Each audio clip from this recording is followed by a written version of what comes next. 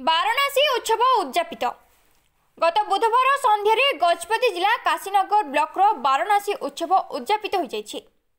द्वितीय रजनी पारलाखेमुंडी विधायक इंजीनियर रूपेश पाणिग्राही, जिलापाल विजय कुमार दास, उपजिलापाल अनुप कुमार पंडा, तहसीलदार अतिरिक्त तहसीलदार त्रिनाथ साहू, जिला परिषद अध्यक्ष जी तिरुपति राव, ब्लॉक अध्यक्षा बाला सायमा, एनएसी अध्यक्षा एम सुधाराणी जोग देथिले।